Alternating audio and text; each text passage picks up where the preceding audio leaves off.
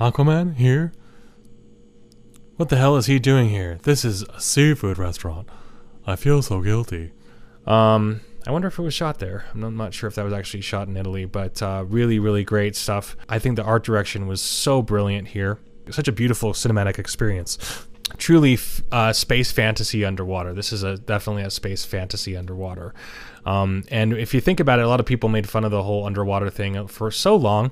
But when you really think about it for a second. I mean, 2/3 of the Earth is water. So for us to say it's just silly, he's underwater. It's like, that's an extremely large portion of the Earth. That's more.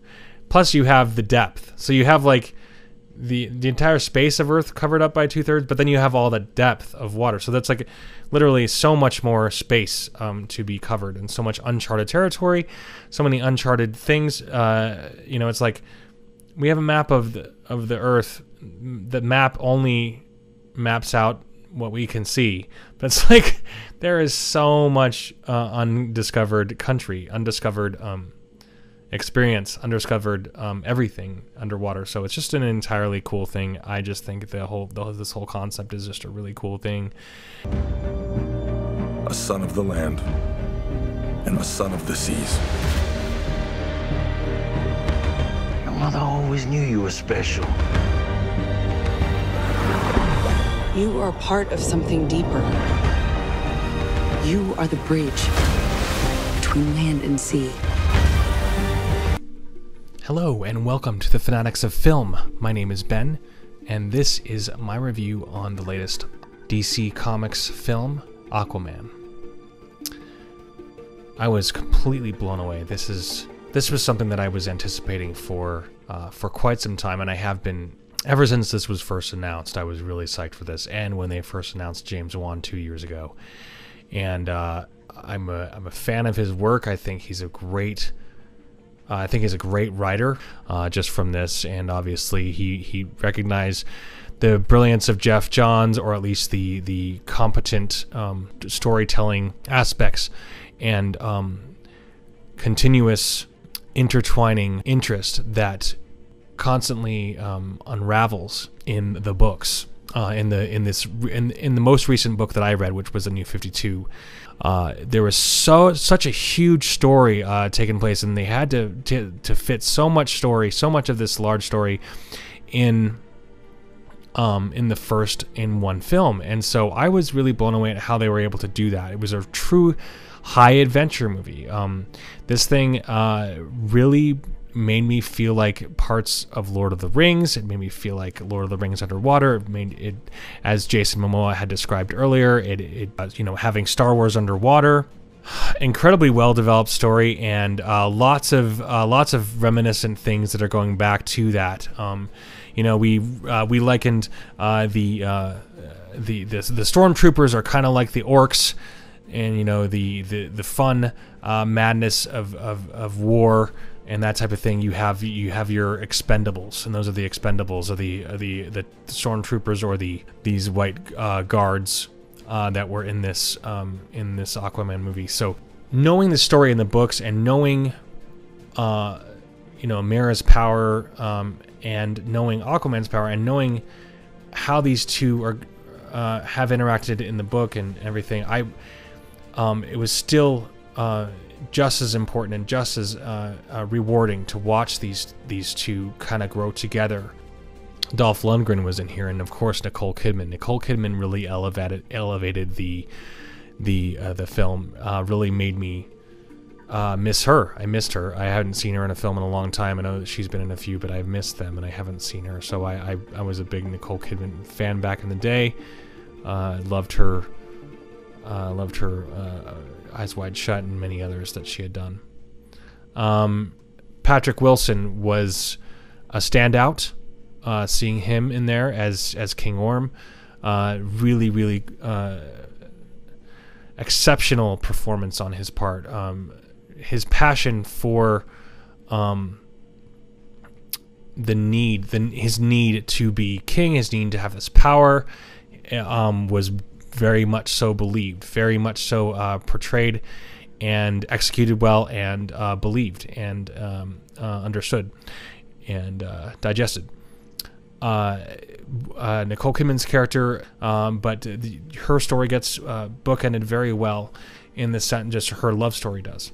Really, really great interpretation there. I was very, very impressed with Willem Dafoe. Of course, I mean, you all, if you're watching this, you probably remember him most from you know, Spider-Man, the Spider-Man original Sam Raimi Spider-Man movies.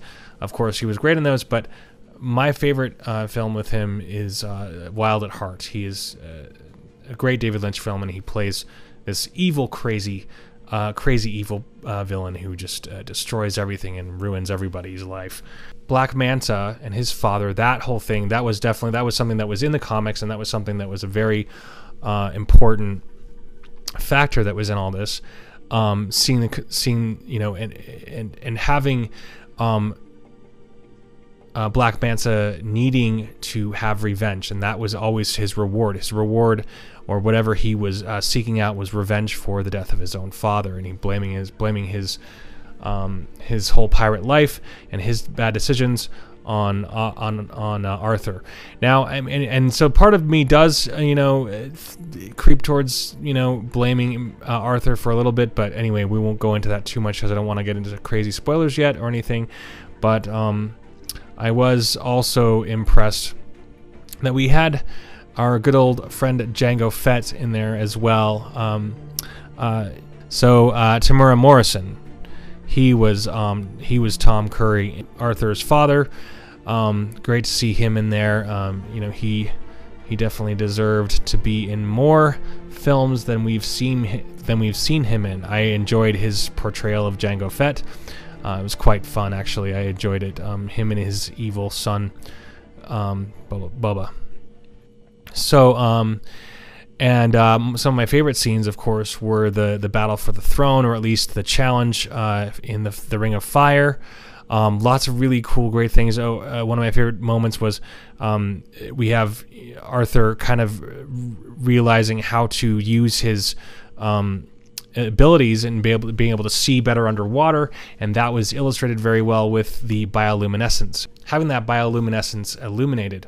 Amber Heard in there, she's always been really great. I've always enjoyed her as an actress. Her talents really stand out, and she stands out as a person. I mean, she's beautiful, but she's also charismatic and also does steal the camera. She does pull the viewer in, and she does hold lots of intrigue and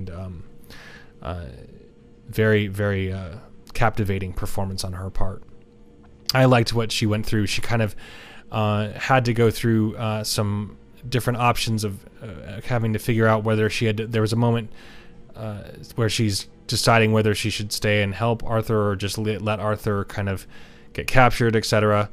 That was kind of an interesting moment. From what I do know and what I've read, this was really fun. This was actually really fun to see these two grow together. I think one of the most important things you can do in a relationship is to have a common goal, having a common interest, something that they can both shoot for, something that they can both and like this is a task, something for them to figure out on their own, a puzzle, a riddle. And so they did it together, and it was great to see, more particularly Mara's reaction when they discover the tomb that they go into to use their old technology, that they weren't, their VHS, their old technology that they're going to use. It was a cylinder that played a video, and great moment. Feels like Indiana Jones, that whole scene of them falling in. It felt like Indiana Jones and the Temple of Doom, having to fall through that just for a brief minute. But really great adventure storytelling, high adventure storytelling. You have all these different components of really interesting characters, formidable enemies, and a bonding that you have between two people, and two people who are from completely different worlds, and they illustrate that so vividly here, and how Mara is just like, well, I don't like any of this, and that's another big part of the New 52 comic, is that something that she wants Arthur to leave the whole time, but having her kind of slightly won over by one of the young kids there in the square, it was really a great moment, and having her kind of read about things and find out about the Pinocchio and stuff. This scene was actually one of my favorites in the film. The this whole sequence in Venice, Italy, and I'm so glad that it landed. I mean, some people are saying that it's kind of cartoony, but it's like, I mean, what do you want? Like, every time when they try to make it too serious, everybody complained about that. So it's like, no, you can't please everybody, but I'm just so glad that it's doing well. Apparently in China it destroyed the box office, and it's doing well here, at least so far. I'm excited for it. I hope it does well. I hope this thing does really well. I want DC to succeed. I want the DC Comics to succeed. I am a DC fan. I love DC Comics. I love the characters. I love everything that they have brought us in the past. I have read many DC Comics. The banter between Mara and Arthur, you have so much of that kind of playful banter that's going on between the two of them, their arguments, etc., and kind of teasing, but at the same time seeing the importance of their objective and what they are going for is golden. Just having them be, the sincerity was unmatched. Well, maybe it was matched, but the sincerity was really there and really full and rich, and you feel it, and all the action and all the fantasy and all the epic display that we see before us constantly. It is never worth any of that if you don't have a true love experience or a bonding experience, something that's where when Mara is screaming for Arthur at this point, it's just it's heartfelt. It's really heartfelt, and it's there.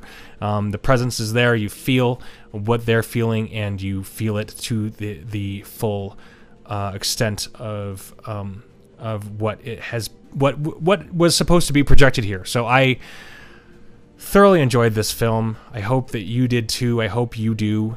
And we'll have a spoiler discussion later, but I just wanted to reach out and let people know how much fun this movie was. It really, truly was. I had so much fun with this movie, and I hope that you do too.